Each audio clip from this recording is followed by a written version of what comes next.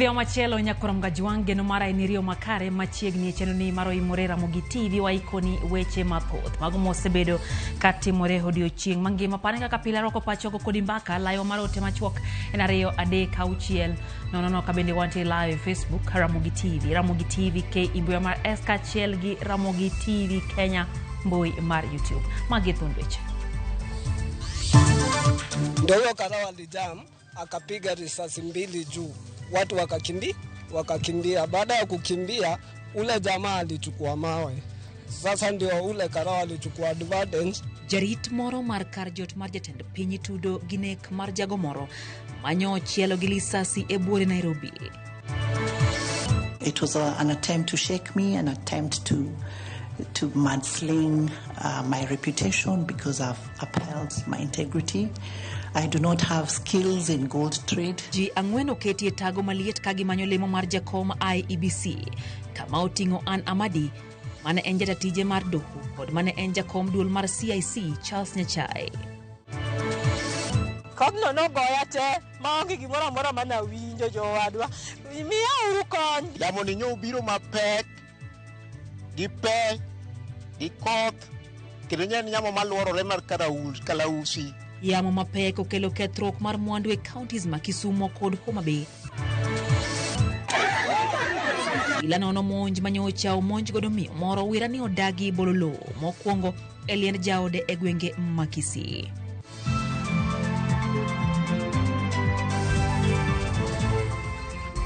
Jaloko maro en Belinda Adhiambo machiegni nyakorom gajwang' nyinga Lydia Kukeyo.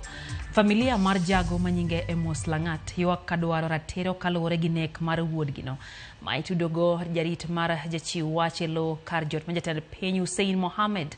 Langat ma osebedo katiyo kaka dereba yangore ni nyo bedo gi gwandruok gi jarit no manyinge Mohamud Yusuf Keinan ka nyori ko gi tugo mong'ere kaka pool. Gwandruok makamano emiwacho ni nyo miyo Yusuf nyo chielo gi magina diberio kendo mo mak hagoge gi bundie. Bang'eno joneno yango ni obila no nyoringo nyaka tesno obila ma Mudhangari kama nyo goyo report ni ji moko ma ok ong'eyo nyo monje kendo ni ochune mobayo magina. Musdola mare mar lisasi bende no kawe tesendo obila no ka bang'e oringo dhi osiptal ka wacho ni en emano hinyore. To kaluwore gi report ma ochiw gi Hussein Mohamed, masira no timore ka en owuon onge thurka entiere e pinje maoko. Kidogo nikasikia jamaa ni kama amenyang'anya askari bunduki. Baada ya hapo bunduki wakati askari alirudishiwa maneno ikakuwa imeisha. Kidogo bado ule jamaa akaenda akarudi akafuata ule Karawa na maneno. Ndio huyo Karawa alijam akapiga risasi mbili juu, watu wakakimbia. Baada ya kukimbia ule jamaa alichukua mawe.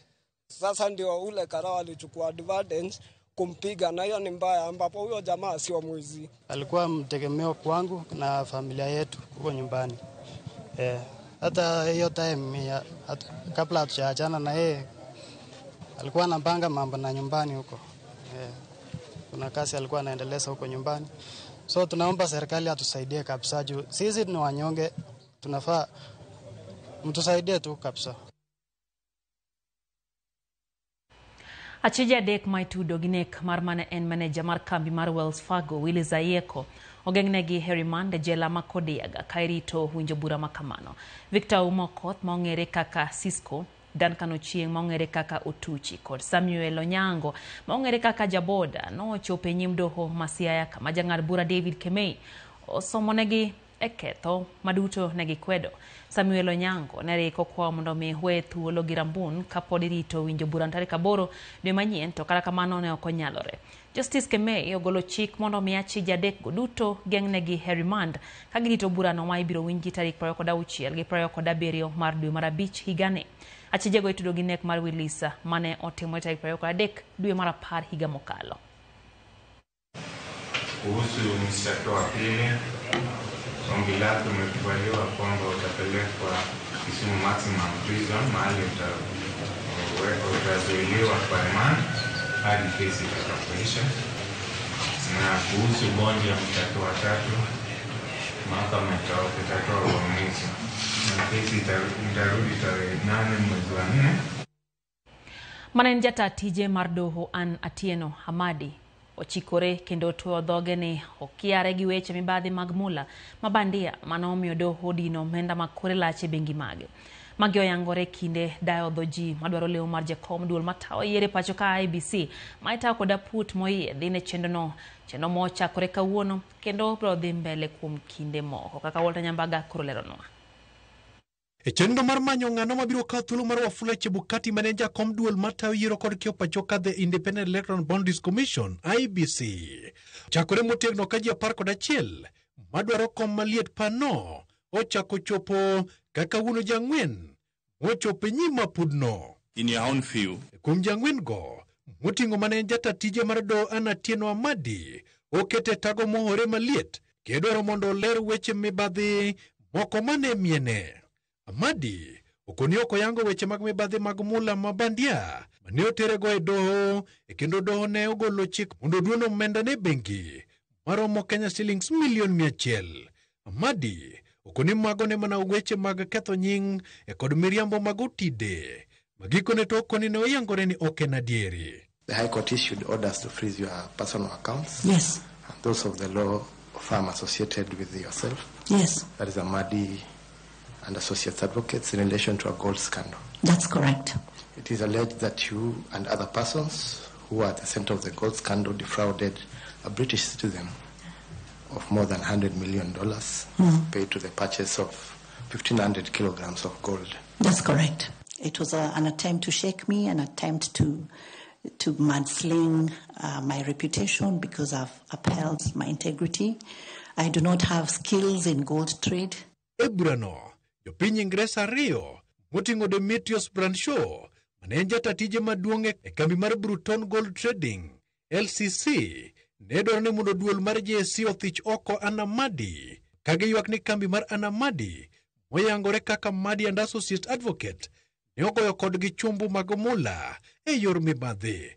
Gino ma Hamadi wacho ni owinjo mana ka gweno mawinjo aora ni mar ne osewuok e kambino e higa mar 2014. There was actually no reason for me to be in that case and named as the first respondent because the firm that is involved, I resigned from it in 2014. Esechego, bende mane en jakom mar keto e tim chako tiyo mar katiba, the CIC, Charles Nyachae, bende oyudore kom malietno, kipenje gimomiyo ne ogoyo tao e kaka jang'ad buche do mar riwruok mag pinje mag Afrika ma Ugwe. I say to myself, I'm not being fair to myself. I'm not being fair to the people of East Africa. Because all this time, Chair and members of the panel, every month I am earning $2,000 for doing nothing.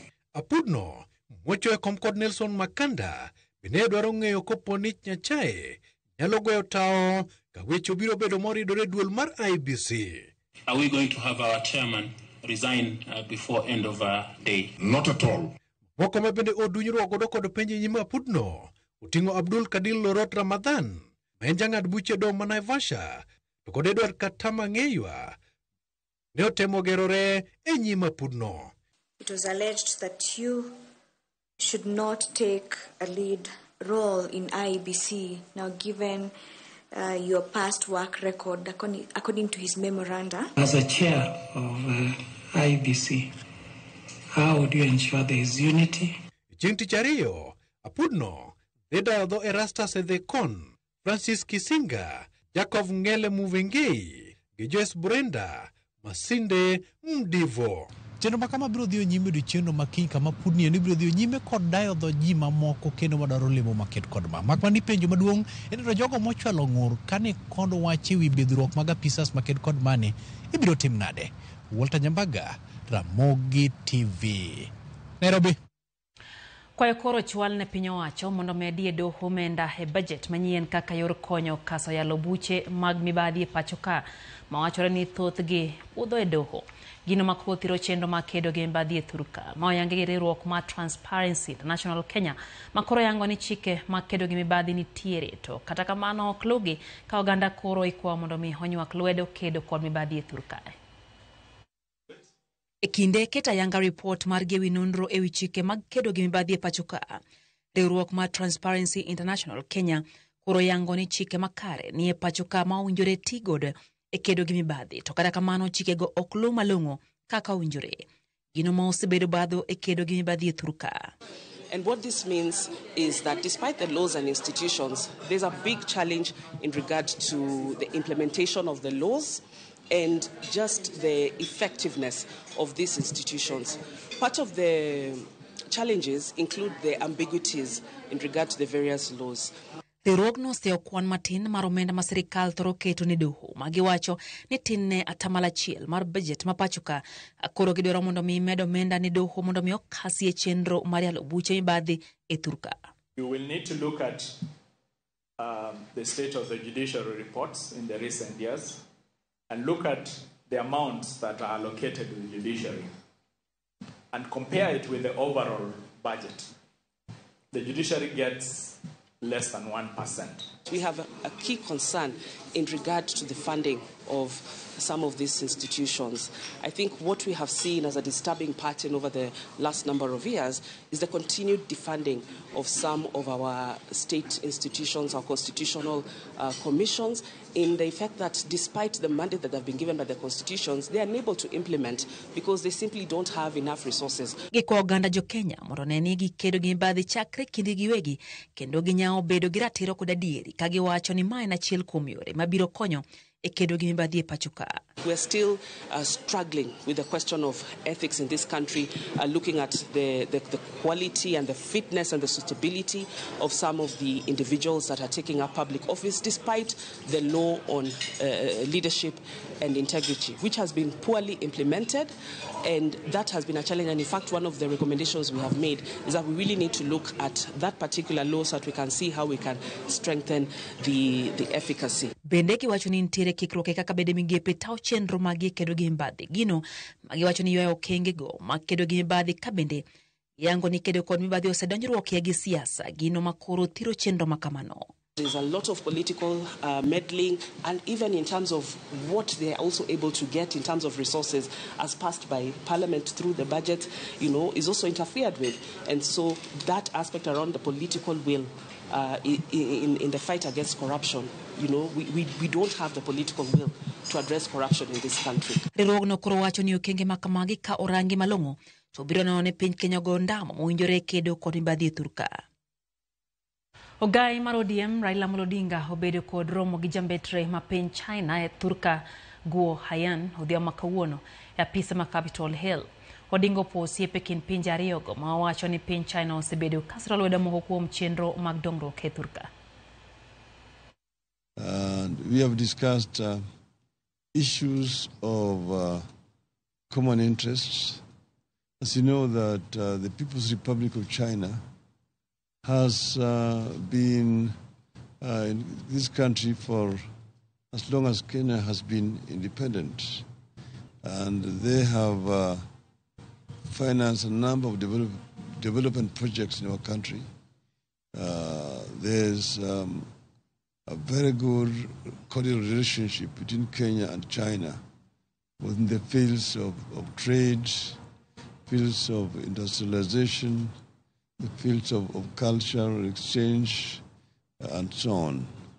So we have just done a review of this, and as you know, it's ongoing discussions between the government of China and the government of Kenya, mutual relationship between our two countries. So this is what we have discussed this afternoon. Riwruoge makedo ratiro mar oganda oseo sirikal kuom digni gi chudo mar ji mosekale sand kata midhiero mag tulo ma ikelo gi siasa moyangore romo manobagi e riwruoge kaka riwruoge makedo ratiro oganda ma kawuono hingo odiochieng' mar jiwo ratiro mar ng'eyo adieri ahinya ne jogo ma osedonjo ratechgi kaachiel gi jogo mosekale sand kotenre gi tulo mag siasa. Jafwambo mar Otieno Daniel noyuoro e nyasino kendo miyo lerno yo machal kod ma. Ka piny Kenya dhielo odiochieng' mar ratiro mar ng'eyo adiera ne jogo moseroch ratechgi kaachiel gi jogo mosekalo sand kotenore gi tulo mag siasa, riwruoge mopogore opogore makedo ne ratich oganda kotelnegi gi utu wetu biro kanyakla e jiwo twak makende mar chulo jogo mosekale masira makamago.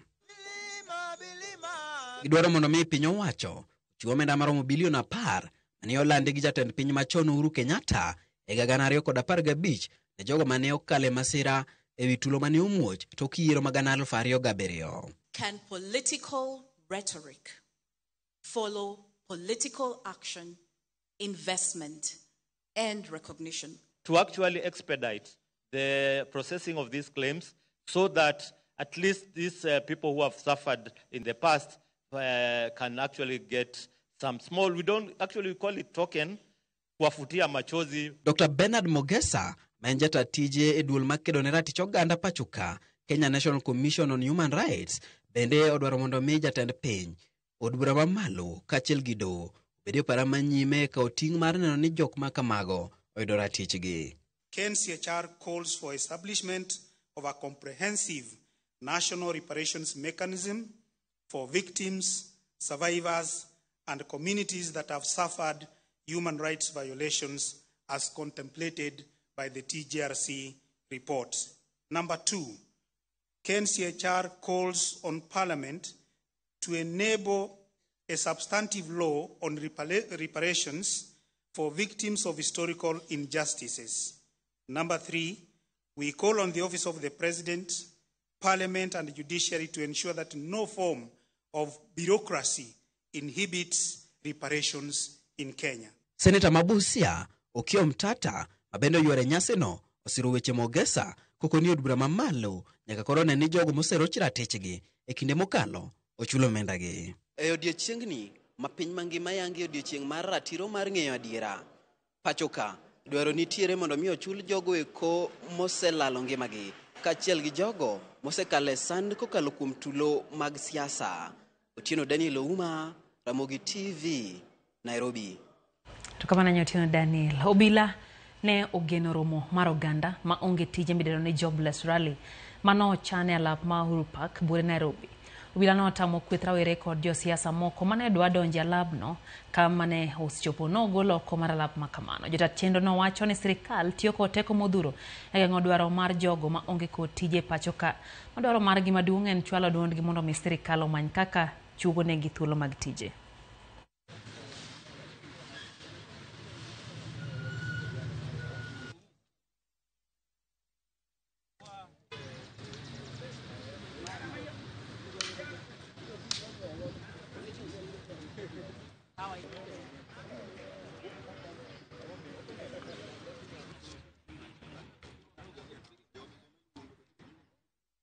They have denied us entry into Uhuru Park. They have ensured that police are there so that we don't access the park. The many thousands of persons who came cannot access it because they have just decided that we can't hold our discussions there. We wrote to the county government of Nairobi, addressed to Governor Sakaja, told him to give us access because we were bringing in young people who are unemployed.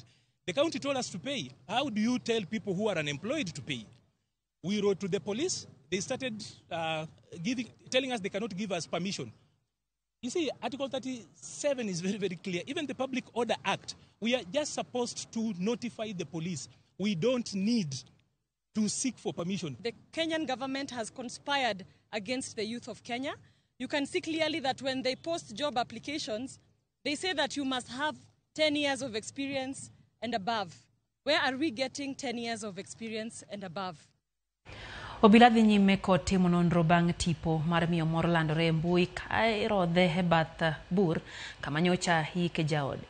Achija adek osemaki wi monjno manyiso kaka nyocha irodho miyono. Wera ne odagi bolo lo mokwongo e liend jaode no kaluwore gi kido kod tembe oganda jo Abagusi. Cynthia Onyango nigi ler.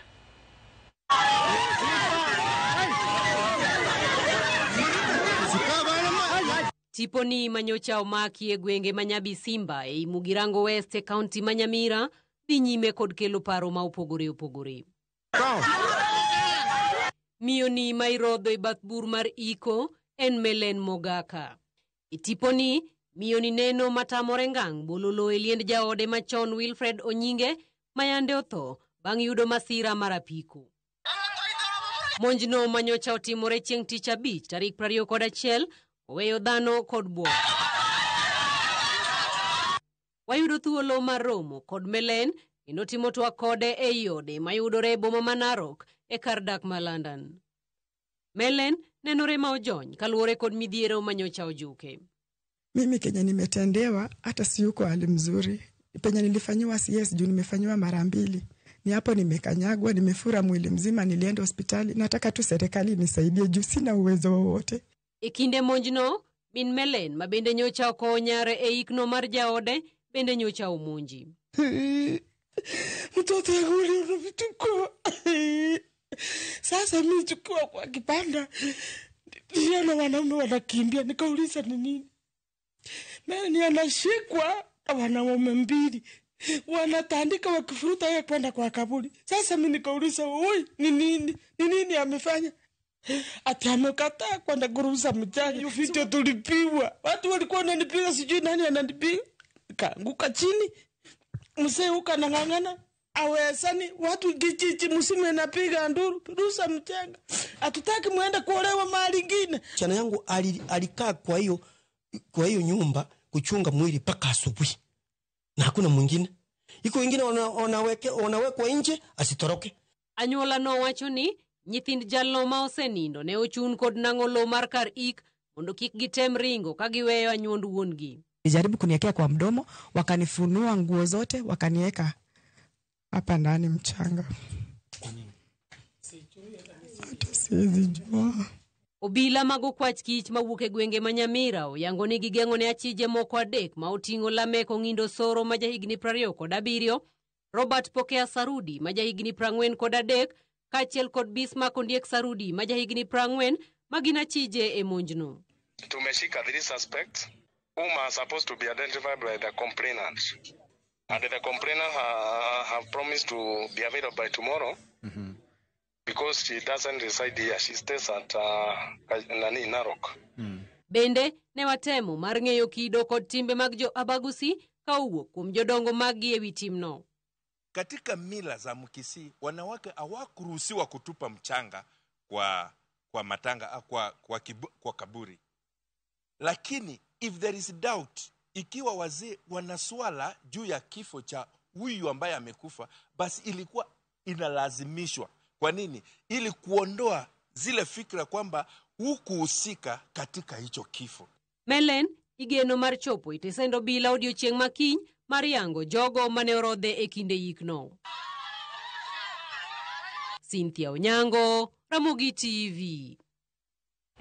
Daka empero kwa dek nyakuram gajuang bang sa dek marotieno chendo eno imore hero kamano kuom keto Ramogi TV eno ka Mama Beldin Oricho wacho ni entie kodwa chendo kata kamano gin kanyo gikuyo Polycarp Oricho mano wuode abe iluongo ni boy ne yuda ajali kendo wito ngimane mos ahinya. Mama Beldin Oricho en kacha gi Karo kaachiel kod Eric gi Phoebe Oricho gimoro ahinya gi chendo kata kamano gin kod kuyo agomos Nyasaye mondo miu ocho maken. Pastor Rundo nyisa kacha no sechope chendo kata gik matimore piny omako dho jadolo ochiengo omwa transport Kisumu mano jakom owacho ni entie kodwa chendo yie kod panel matao yiero mar IBC kata wacho ni ginon jogo kabisa mondo me oyudie jakom majadiera kendo maok oluor kata maok era soya mondo me yiero mapacho ka obede kod pogruok.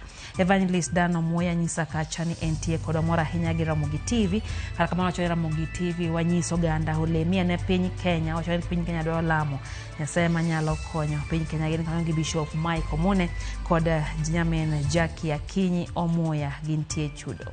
Endo bende ote kanyo mara Gideon Midega mano nyakwar Dorka wuod Yomo Gango wacho ni gin gosiepe geri kondijo kod wuod gi PS Raymond Molo kod speaker mar Siaya County Jojo Kode wacho ni gimoro ahinya gi chendo ni odhiaw makawuono. John Olwendo kantie Siaya wacho ni ka jodolo duto nyalo bedo kama Anglican to nyalo bedo maber ahinya kendo Nyasaye od Nyasaye oken kar goyo siasa. Polo Kuto mar kar Rumbi Church school wachono kwayo obila okaune jopiny manogo mama mane otamori ololono okang' mowinjore mar chik owacho ni mano ok en gima kare monjo bed ni timore. Mwalimu Jael gi mwalimu Bana wacho ka ni gintie Migori County gintie kodwa chenro kaeta eno Kennedy Ondiek wacho ni entiere kodwa he chenro dia makawuono neno bende Neli kawuok Oruba Catholic Church wacho ni en bende osedonje sama chona hinya e chenro ni wacho ni ma en chenro ma ok bae nikech wamiyo thuolo mar ng'iyo gigo matimore. Boniface Otieno Nyawawa ni kacha in bende wacho ni intie Kanyamkago Eli Wycliffe bende wacho ni entiere kodwa live achiel kachiel kendo mora hinya gi chenro ni maroimore. Aneno bende ote mar Brayo wuod Nyaraye wacho no moso jaod Jacinta kata kamano wacho ni omor gi Raila Odinga wacho ni oduoge kijana sani koro wang' baba wacho ni chalo wang' Gen Z wacho ni en gima ber ahinya ka ngima oduogo ne baba kendo baba koro wacho ni koro chalo ka gima oduogo matin kendo mor ahinya gi twak kanyo bende ne nyaten gaino mar ODM obedego kanyo gi oganda bang' romo kod jatelo na bendo ya piny mar mano piny mar China. Otieno Tobias ni kacha in bende wacho ni Ramogi Rahinyo Otis Nyawade KE wacho ni Sindo Mwalo gisechopo chenro kendo wacho kanyo ni tije mag IBC owinjo bed ni wene young Kenyans maonge tich maok jogo manoweyo tija moko kad manyo tich mar IBC. Wuod Mama Rosa Kodumo to wacho kacha ni entiere kamoni raruo wa SDA Church Migori County entie kodwa chenro. Steven Onyando wacho kacha ni Kisii Town well represented kato Steven Kenaino Otemari kacha kendo kichaki ndikonwa wayo matinya korom gajwang maino imore kikidhi mabor.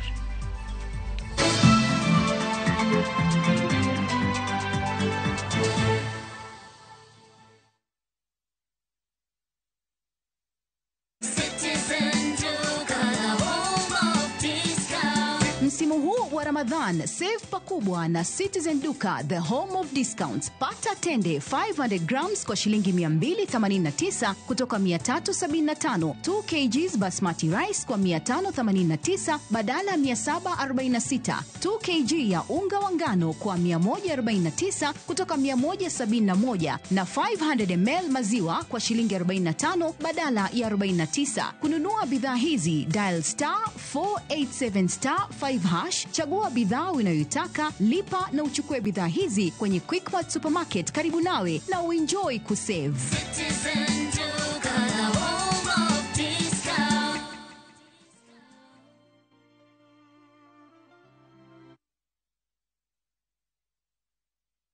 My favorite fruity, my flavor slaps. Mirinda, flavor so good it slaps. Enjoy the flavorlicious, refreshing taste of Mirinda Green Apple. Mirinda, flavor so good it slaps. Bin pirumo ni kendo. Gi Power Tank kikibedi kod kibaji mar nok mar pi. Power Tank sani osesidhi e nyadhi mar Super Brands nikech ber mare kod rang'iny mar loso mare. Power Tank olos kod gigo mantie rang'iny mar gigo miloso gi gik ma ikane chiemo. Ochayo chieng' en plastic moluor nyadiriyo mondo mi odak aming'a. Obiro konyi ka tindo higni 10 to nego odak kuom higni 30. Wakeli tangi ma inyiewo kodwa nyaka kama intiere nono monge chudo moro amora. Inyalo nyiewo mari online kata kiyo tola mar 077 900 000. Moridu mari kawuono. Feel and chill with the Power Tank.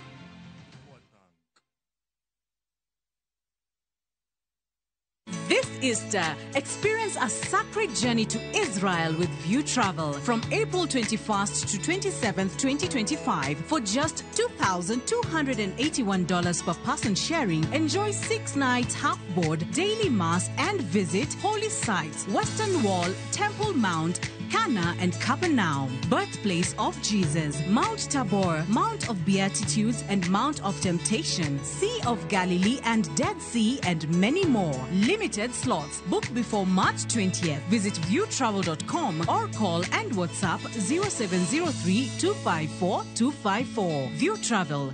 Dream, explore, discover.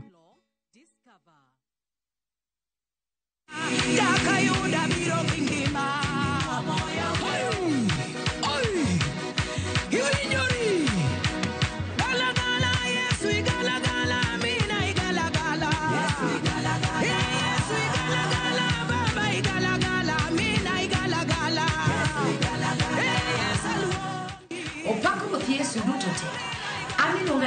Jacqueline Mudoka.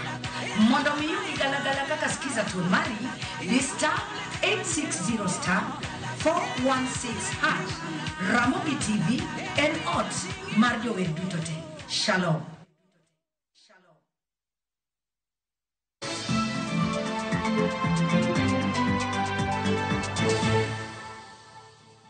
Machiegni kendo nyakorom gajuang odiochieng ka odiochieng maromo ji 266 yudo tuo mar kahera e pacho ka 14 to wito ngimagi. Makalure ko report mar piny owacho ma oyang kawuono ka Kenya rango kenge makedo kod tuo mar kahera. Joma chuo tele kwanne ka kuom ji 10 man kod kahera 6 gin chuo. Kalure kod chung mar piny owacho ma Amerka e siro thieth mar kahera kod moko kaka ayaki kod malaria, piny owacho ikwa mondo mi oyang chenro mag dhi nyime kod chiwo thieth mar kahera ne jopiny. Judith Omondi ni kod ler. En odiochieng machielo mapek ne piny Kenya, ahinya te odiochieng ni mar hingo kedo kod tuo mar kahera. Ma kalure gi luoro manitie sir mar thieth ne jotuo mag kahera, ma osebedo ka yudo sir kowuok kuom piny Amerka kokalo kuom USAID, ma dwe achiel ma okalo ne ong'ado sir margi. Kalure kod ripod piny owacho, odiochieng ka odiochieng maromo ji 266 yudo tuo mar kahera, kwan ma higa achiel romo 1124. Bende odiochieng ka odiochieng ji 14 wito ngimagi nikech tuo mar kahera. Every 1 hour, 11 people come down with TB. In addition, if we look at the mortality and the number of people we lost to TB last year, every day, 14 people die from TB. On average, every 2 hours, someone dies from TB. So again, while we were here, 3 people lost their lives as a result of TB. Kata kamano e thuolo mar higni 5 mabiro, piny owacho geto duoko kwan mar ji mayudo kahera kod atamalo 90, ka tho ma ikelo kod kahera to gigeto duoko piny kod atamalo 80. Ma ne lek kapok piny Amerka obwogo Kenya. Penjo en ni be pod lek ni ochung' kare gi omenda ma ong'adi. In 5 years, the world and everybody is saying we need to have ended TB. It means you need to have brought reduced new infections by 90%. And I will show you where we are at the moment. And then you tell me whether we could be able to reach there. You need to have reduced mortality or deaths due to TB by 80%. We now need to bring the patient who is in the house, who has not been diagnosed, who does not even know that what they're suffering from is tuberculosis. We need to bring them to the facility. We need to get the missing 40%. Paro nitie mondo mi migao mar thieth oti kanyakla kod 10 counties e manyo omenda ahinya to kokalo kuom od bura. Nyaka sani maromo bilion 30.9 idwaro e thieth mag ayaki kod kahera, ka e tielo ma okuongo ma higani to maromo bilion 5 dwarore. The country actually needs 5B immediately to run programs that will be affected immediately. And that we have indicated, we have suggested as Parliament, as a committee, that the best way probably is to use, there is provision in the Constitution of Article 223, where if a need arises when the budget has been made, some money can be used and then it can be later on regularized in supplementary estimates. And we are thinking that 5B, we should actually look at the supplementary budget. Joma chwo ma oketi rameny mamalo kaluwore ni gitelo e kwan mar ji man kod kahera e pacho ka. E kwan mar ji 10 man kod kahera, 6 gin joma chwo. Ka midhiero maduong' to en bedo ni ok gilim ute thieth e timo pim kod yudo thieth e sama chon. Judith Omondi, Ramogi TV. Mokuom jodak e gweng' ma ofunyo e sub-county ma Kisumu East nyonindo ikoyo bang' koth mapek chwe gi yamo kendo walo utegi. Naka jafom marwa David Abonyo leronwa e county ma Homabay bende anyuola mar 17 e ward ma Kochia e sub-county mar Angwe bende koth yamo nyomonjo kendo ketho mwanduge. E gweng' ma ofunyo e sub-county ma Kisumu East, jodak wanolal bang' koth mane ochwe gi yamo odiochieng' manyoro walo utegi kendo kelo negi lal mathoth. Wano ni koth madwe chwe. To winjo ko chako dedo ot matek. Nyayo dagi nyithindo 2 kachiel gi minot. Kanyo se wuowi mabati. Nyaringo nyaka koka chiena gi nyathina matin. Bang'e kanyo medo bedo matek. Nyakawo nyathi karingo go oko. Kadhi manyo resruok ka jirani. Yamo ni nyo biro mapek gi pe gi koth kendo nyen yamo maluorore mar kalausi. Ok en nye yamo madhi state. Nyo luorore, oringo to luorore. Ema nyo donjo go e od chiwuoda kanyo. Muting'o ot nyaka tado temo wito kuma bor kabisa. Dorothy Achieng' ma en jadak ma Ofunyu lero kaka koth ma kamano ne owalo ode kachiel kod mar wuode, gino mane omiyo ginindo e koyo. Jowadwa koth nogoya makawinjo ni koth nochwe gi pe, an peno nokaneno. Kodhno nogoya te maonge gimoro amora manawinjo jowadwa. Miya uru kony, gima datim onge, od wuoda odhi, gik moko koth ogoyo mates achiel olal. Koro anana kama an chiliel. An nyathi kich an chiliel. Koro kunyalo miya support jowadwa, akwayo ng'ama nigi kony moro manyalo konya. Ka yiende ogore piny, kombe koth ogoyo. Matres odhi, moko oma ikwanyo mane miere moko, to moko bende olal kabisa pok wayudo nyaka sani. Koth ma kamano bende ne olwaro pol mag stima, gino makoro keto ngima jodago e kinda kuru gasumbi. Koro nyo wan stranded e ot kanyo endo, nyo wabet abeta gi nyithinde ot kanyo, nyaka koth ochok. Ka koth osechok, koro awuok oko mondo arangane gimotimore. Ema yudo ka ode ni endi, koth yamo ting'o mabati motero nyaka rangach kocha, yiende ariyo gore tok ot kocha, ae mabati ma jirani bende oting'o mokelo mogo stima, pol mar stima, mogore piny toke koni. Jodago koro kwayo piny owacho mar kaunti kod mamalo mar konyogi e gero utegi bang' yudo midhiero ma kamano. Koro an gi kwayo ni ng'ata ng'ata ma Nyasaye de mul chunye mondo obi oreswa, wayude kaka diwa chungi ne nyako ni ot kendo wuode ni oyud kama ninde. Onge kaka mama ni nyalo dhi lawo nindo, to nyathine ni be dhi lawo nindo. MCA moro Mr. Waro kelie kony ka mondo nyako ni oyud kaka wang notimo nonindi e odni gi nyathini. Komachielo e kaunti ma Homa Bay, anyuola maromo 17 e ward ma Kochia e sub kaunti mar Angwe bende ne onindo e koyo bang' koth mapegi yamo walo utegi. Kaluwore gi ruoth ma Central Kochia location Nyuka Beth Obila, anyuolago bende ne owito mwandu ma nengogi pok oyangi kachiel gi chamgi e puothe, ka koro okwayo piny owacho kachiel gi ji ma chunygi ng'won mar konyo anyuolago. David Abonyo, Ramogi TV. Mokuom rawere mayande ni kweth jonjore Mombasa koro oseo piny owacho kuom rem chopo singo mar jologi ya ohelni kod chiwo negi thuolo mag tije bang' weyo timbe mag njore. Rawerego mane loso Likoni Mombasa e romo mano yore gi jotend arita bende oseo josiasa mag gituoni osebedo mana katiyo kodgi e kinde mag siasa kaeto jwang'ogi bang' yudo kombe mag gidwaro. Jojako negi ler koya Mombasa. Obila e kaunti ma Mombasa ne jobagoro mo gi jodak ma Likoni mar twak ewi chenro mar bero arita kaluwore gi monj mane moko kuom jonjore otimo e gweng'no ma Likoni ndalo manok mosekalo. E romono, moko kuom rowere ma Koni yande ne oyudo lokruok kendo weyo timbe njore ne oseo piny owacho kuom rem chopo negi singo mar manyo negi thuolo mag tije bang' yudo lokruok. Mpaka leo hii majina yetu ni mabaya. Sisi ambaye tuliharibiwa majina hakuna chochote tulichofainika na kureform kwetu. Tumereformu lakini kila alama likija ni kwetu.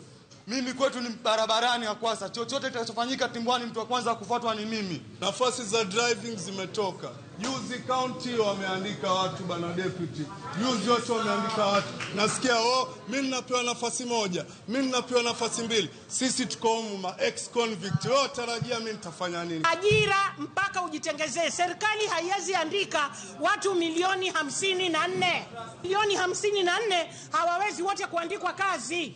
Ndio maana kuna wengine wanafungua biashara ndogo ndogo. Na huwezi kusema mimi nisha reform leo nipawe kazi. Utaiangusha. Neko machielo giseo josiasa kuom tiyo kodgi kendo jwang'ogi gino magikoni en achiel kuom gigo mamono timbe njore rumo. Kata kamano, moko kuom gine bende okoni kata bang' goyo badgi piny owacho pod lawre kodgi kendo gionge kwe nyaka e utegi. Watu wa kwanza kufanya reformu Likoni nzima ilikuwa ni Shikadabu, Mtongwe, wakaja Timbwani ya tatu, tukafuata maeneo mengine. Kwamba vijana wa Likoni ilikuwa hatupatani. Wanasiasa wanasherekea wakati ule wa matatizo wa kampeni. Wanajua Mtongwe niko na ma enemies, wanajua Timbwani niko na ma enemies. Kwa hiyo hapa Likoni jembe nani Dalmasi, Blackman, sijui kapteni, njoo. Lakini akija akipita amewasahau nyinyi. Ukianza kuchukulia vidole saa hii, kesi moja baada ya kesi nyingine. Now you want to grow up as a responsible member of the society, to be a parent in future, to be a husband in future. Na uwe na subsistence and livelihood. Sasa ukianza kumamba ya criminality at this early stage, you will be spoiling yourself. Eromono manotelne kod komanda marubila kadhwadh nam chumbi Ali Nuno kaachiel kod Senator Miraj Abdullahi jonyuol ne bende ojiwo mondo mi olos gi nyithindgi ka josiasa bende okwa mondo mi owere gi tim mar dhi golo rowere mosemaki. Sisi ndio tunawapa immunity.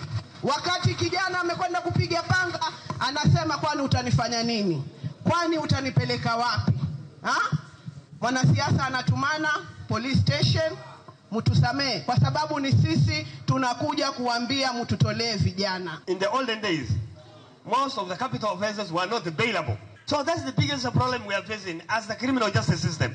Unashika leo, ukishika upeleke kotini, kesho ametoka. George Aoko, Ramogi TV, Mombasa.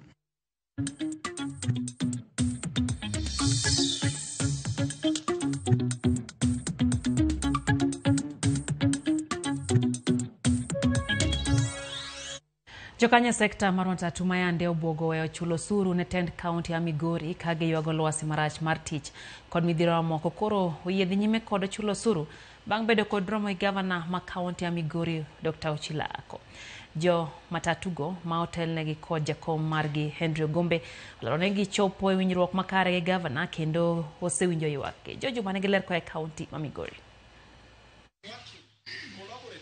Romono mano biro kinjori matatu kaachiel kod gavana ma Migori. Roma bende obiro banjore matatu bwogo weyo osuru ka ochakore tarik 24 mar dweni e kama winjruok ne obedo e kind kweth ariyogi kendo jiri matatu ne oyiedhi nyime kod golo osuru. Churu nyok kwa chul. Chakre sani gik manyo thagowa waseloso. Ushuru ndio tegemeo letu. Wadhi chule chakre sani kendo ang'enu winjo wa kamora mora matatu operators. Tend matatu irandika ne ochwalo ywakgi mok tin 5 ne gavana ma Migori Ochilako. Ywak ma oting'o tieko pi mapong' e kuondego mag chung'o nyamburko kata stand kaachiel kod keto ler e kuondego. Diger bus park kendo pi manyo ni e bus park manyo hinyowa dhi rumo.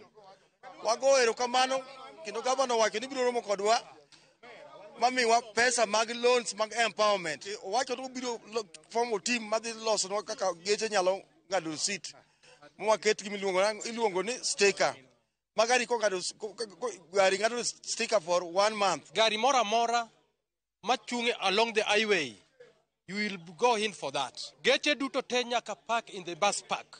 Mako yudi hoko tidhi neno gi wanyu. Bang' bedo kod twak mane okawo kinde mar seche ariyo, gavana ma Migori Ochilako kod jotend jo matatu ne ochopo e winjruok kaka idhi ket e tim ywak maggi. Ka gik mande to wechewa mwawacho oselosonwa te. Barabara ma Kababu nyaka piny oyie gavana marwa wacho ni dhi lose. Koro wakwayo jowa ma jo matatu te ni isu mano wango waseloso kaka jotendu watiuru kama kawaida. Mosechando gi ahinya en ni tudruok pok obedo maber e kindgi gi ofis mar gavana. Wawinjore ni tudruok no dhi bedo maber. Gik ma gikwayo te en ratich gi mondo gikwa kendo kaka sirikal we kind kawuono gi wuok tich mabiro waloso chenro maber mar kaka wadhi tieko gik machando gi manokete andike go te. Jakom ma matatu e kaunti ma Migori Henry Ogombe ne wacho ni koro gidhi nyime kod golo osuru ne piny wacho mar kaunti ma Migori. Kendo wawinjore nokochakre sama wa aikani jo matatu te chulo shuru e Migori County. Koro walando ne joge wan kochakre sani wachulo shuru weche ma wan go Keancha, Sori, Rongo, Migori, Karungu gigo dhi nyime kendo osegolo timne madhi kuondego madhi hakikisha ni gimoro amora mwawacho odhi sawa. George Juma, Ramogi TV, Migori. En fungruok na riwruog Saga mar nyamburko mating'o jowuoth mar Super Metro bang' board mochung' ne winjo ng'ur motenre gi chiwo lesen ne geche mag wuoth duoko negi lesen mag-gi kendo yienegi dhi nyime ting'o jowuoth bang' ne mag lesen nikech rocho ratich jowuoth. Okalo kuom jakom mar sakono Edwin Kamotho, board omiyogi thuolo mar dhi nyime gi tich nyaka ng'ur margi winj marum. Geche mag Supermetro nochung e tich tarik 18 dweni bang' mtoka moro matie bwo sakono tudi gi nek mar jawuoth manowachore ni ne odir oko nikech bedo maonge gi omenda wuoth moromo.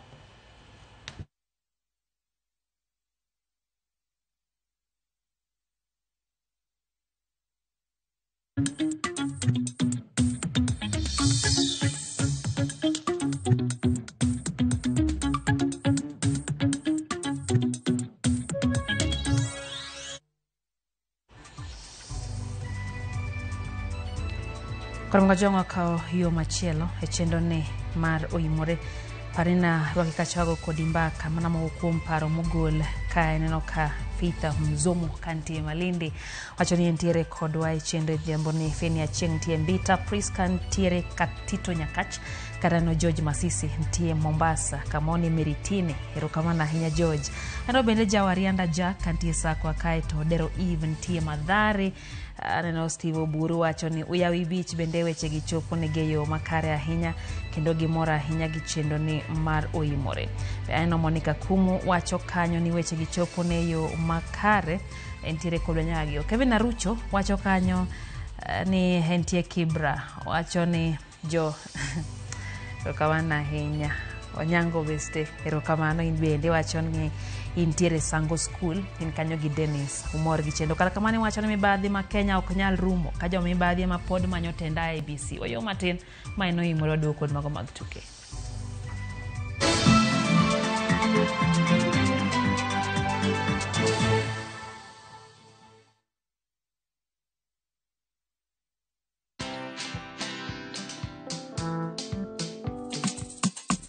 Today we're being flagged off and starting our 5-month journey. Around Africa. Yay! Hi. The dream they have to educate 50 for life inawezekana. We're doing this to support education of needy students through the Logos Endowment Fund. We invite you to follow us on all our socials around Africa on motorcycle. Watch this story and more. Download the Citizen Digital app or visit www.citizendigital.com and find the Citizen Originals portal. Kenya's #1 app, Citizen Digital. Join us for an unforgettable journey to the world's largest trade fair, the Canton Fair in Guangzhou, China, from 15th to 27th April. Explore thousands of products, meet global suppliers, and experience China's rich culture. Enjoy guided tours, shopping, and local experiences, all while discovering new business opportunities. Enjoy this and more in 9 nights and 10 days, starting from $2,450 per person sharing. Visit viewtravel.com or call and WhatsApp 0703 254 254. View Travel. Dream, explore, discover. Allahumma innaka afoon tuhibbul afwa fa'fu anni. Ewe Mola, wewe ndiye mwingi wa kusamehe na unapenda kusamehe. Naomba msamaha wako. Dial *860 *286# to get Dua ya Ramadan.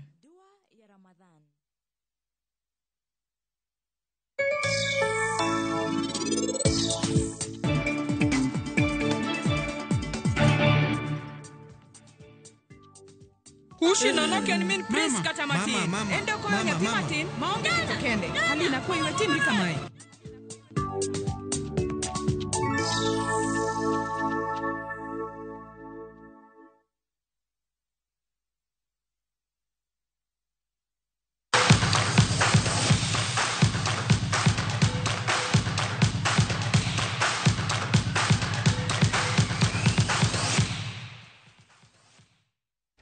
Mag tukeriruok makelo kanyakla jotugo mag karate alora mar Nam Nolwe mong'ere kaka Lake Region Economic Block Karate Association no obago tuke mag karate kaka yor jiwo kendo tego rawere tuke mag kamago.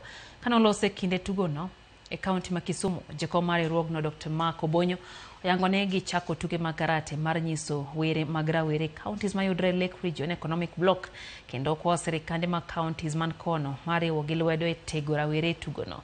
Bende oyangone riwruok ma kamano onge gi paro mar piem gi riwruok maduong' makelo jo karate kanyakla e pacho kaka osebedo kaliekore.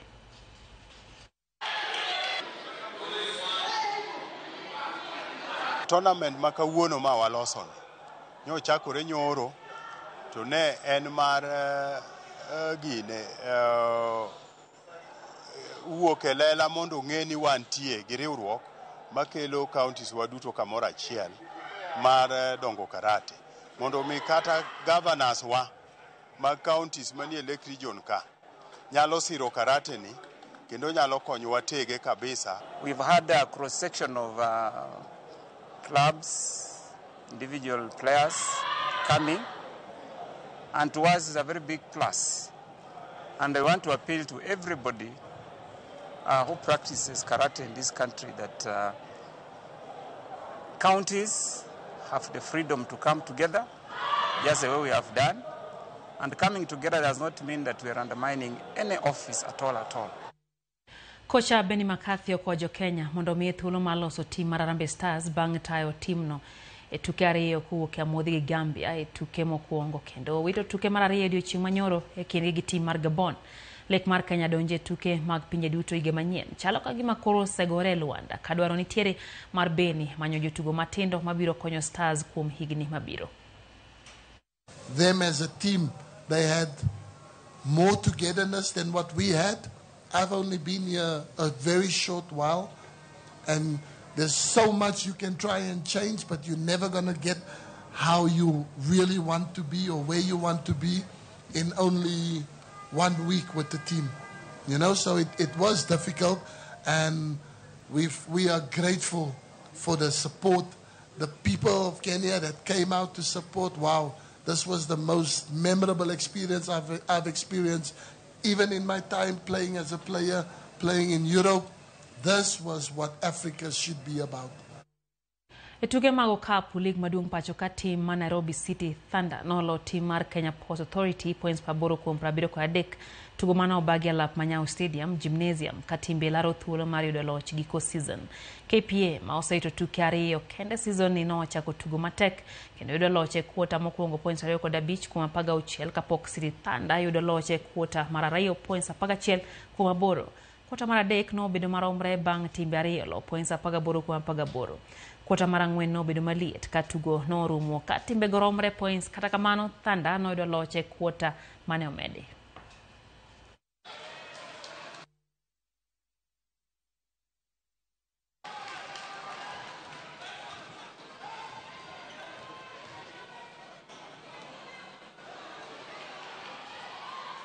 Very exciting game. It wasn't a great game. I feel like we really didn't play up to our standard. You know, we missed a lot of shots that we normally make. But honestly, credit to them. I think they came ready. They really wanted to beat us. I think they did some good things. They really rebounded the ball well when we weren't blocking them out. They got a lot of second opportunities. But yeah, I mean, I think we generally expect ourselves to play a lot better than we did today. We did some good things on the floor, but at some point in time, we were not able to keep the momentum, especially in the fourth quarter. We did a great job in the third quarter resisting the pressure, but when we came back in the fourth quarter, for some reason or another, we cracked. We cracked at some point in time that forced an overtime. Then I think we just couldn't put pieces together.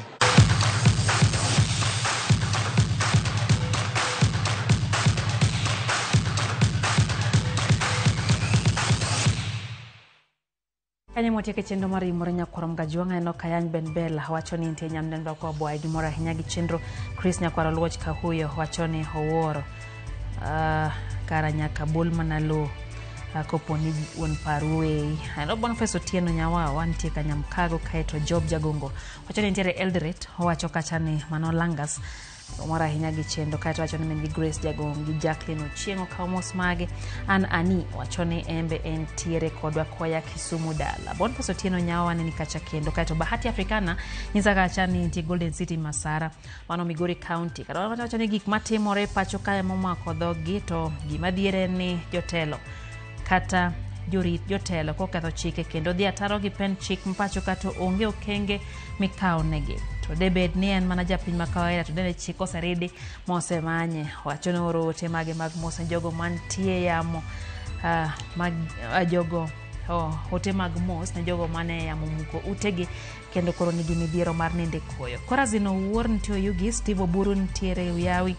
kae to be ano ote kanyo mar Nelia Kelo kantie Kayole wacho ni ntie chiwadgi moro ntie Bondo wacho ni bende oketo angera mogi TV walore kanyo kod Mwajwang ero kamano kuom bedo kod nyaka no chak chenro he chenro ni mara mai piny sa chiel nyaka sani koro watie kegi oimore koro ndaka machoke rom sang ngwen mar otieno rom kendo sema chelo karuoth oriti wan bendo rito wa eloti mona ne weche gechopo ni makare wagoniero kamano wasebudi yalo ko Belinda Hadiambo nyinga Lydia okay riti masani